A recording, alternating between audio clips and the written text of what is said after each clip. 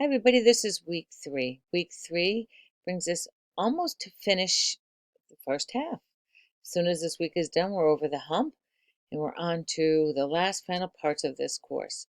This is a really difficult course, and you all have been working very hard, and I really appreciate that. Of all the classes I teach, I find this is the hardest one for people to do, and you guys are just really jumping in and doing a great, great job, so I appreciate that. During this week, we're going to study the progression of a vague idea of an issue that you can analyze through data to being able to recognize what you want to study and how to accurately measure it. There's two big parts to this week. The first part is the 30 points or the 30% that you're going to get for your discussion. Please get your discussion in on time, because if you don't get it in on time, I can't count it. But if you don't get it in time, don't give up, because your 4 responses can get you 60% of that. This week's discussion is going to be on,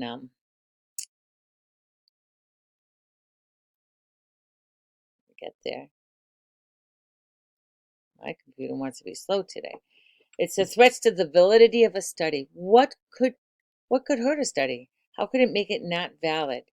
What are some of the factors, both internal and external, to a study, which might threaten its validity? How did they get those people to do the study? Did they pay the people to get that study? Did they offer them favors? Did they get different treatment? What are some ways of controlling for these threats? So I've given you a PowerPoint to go with this. I thought this might help you for chapter 4, because this is the book chapter you'll be reading on this week is chapter 4. So I've given you that PowerPoint, and I'm hoping it's going to give you the general issues in research design, because there always will be issues. The paper is going to be, this is my favorite week for papers on this class, and it's going to be, you're going to have to define recidivism. Never mind define it, I always have a hard time saying it, as it relates to the criminal justice field, and how recidivism rates may be determined at the federal, state, and local levels. Students should identify specific recidivism studies and describe how the data was collected in detail. Now, for that, I have given you some help there as well. And when you go to these announcements and you see that I've added things, I'm hoping that you utilize them, because I think it gives you one step closer to getting your papers done and finding areas that are really useful to go to. And reliable sources, because remember, Wikipedia doesn't count. If you put Wikipedia as one of your sources, you're surely not going to pass that, because I won't accept it. And what are some common issues concerning data collected in victim surveys? Identify how crime victim data is collected at the national level. So I'm going to give you this page. If I can get my mouse to get it. And this is the Bureau of Justice statistics. And on this page, very particular page that I'm sending you, it's going to be giving you some publications and products that have already been there. You can utilize any of these if you'd like, or you can go to any site you want. You can go to the Department of Justice, you can go to the Office for Juvenile Justice and Delinquency Programs. You can look to see who has done any studies on recidivism. Now keep in mind, it has to be a legitimate source.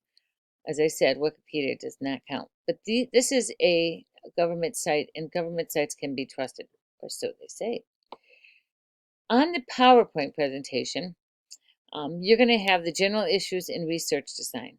There's an awful lot in this PowerPoint that I know will help you, because it's going to define, and there's definitions as you go through it.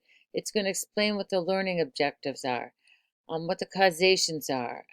All of this is going to be in here. And hopefully that will help you get through reading that chapter. But if you don't get through that chapter and you're having a really difficult time with it, I'm here for you. All you have to do is call me at 413-883-3537. Actually, send me a text, because that's how I work best. If you can't understand what a word is, I would sit there and say, if you can't Google it, if you can't YouTube it, there's always me. All right, so the Kansas City study you've already looked at, or you should have looked at it for this week, by this week, and hopefully that found you interested. I always found the Kansas study very interesting. But there's other studies out there too for recidivism. And most of them have to do with the jail or they have to do with the courts. I found it very interesting that our juvenile court system, I was there 2 weeks ago in the Holyoke juvenile court system, and that because of the diversion and because of the studies that they've shown, they're using diversion versus arrest and versus incarceration versus punitively in the court. They're using it as a stepping stone to helping kids, working with kids. And it's not only the drug court, it's every part of it that they're using. And I thought that was really, really interesting to see that 95% of the court now has nothing to do with criminal. It has to do with care and protections or things having to do with DCF, Department of Children and Family. So we have definitely changed over the years, and kids are no longer being adjudicated because kids aren't found guilty, they're found adjudicated, which means it really does mean adjudicated and guilty are pretty much the same wording, or continued without a finding, which is called a quaff, or an Alford plea is they've taken a guilty plea and said, you got enough evidence to show it, but I'm not going to admit guilt. An Alford plea is in all states. You'll hear that in all states what an Alford plea is. But I found it very interesting that they're doing very much, the vast majority is gone towards diversion. So much, in fact, that the woman who runs the diversion program in the Holyoke Juvenile Court is now they're targeting Springfield District Court to get some cases out of District Court and work with reducing recidivism and working with getting people back into the community and doing the right thing. I'm a firm believer that if you put somebody in jail and you offer them no way to get better, then they're going to get worse and they're going to get out and they're going to be your neighbors. And I'd much rather a better neighbor than a worse neighbor. So train them, teach them a trade, teach them how to deal with their drug addictions, teach them how to deal with their mental health issues. We need to work within our prisons to make people come out better than what they went in. All right, so we are on week 3. I wish you all the best of luck. Give me a call if you need anything. See you next week.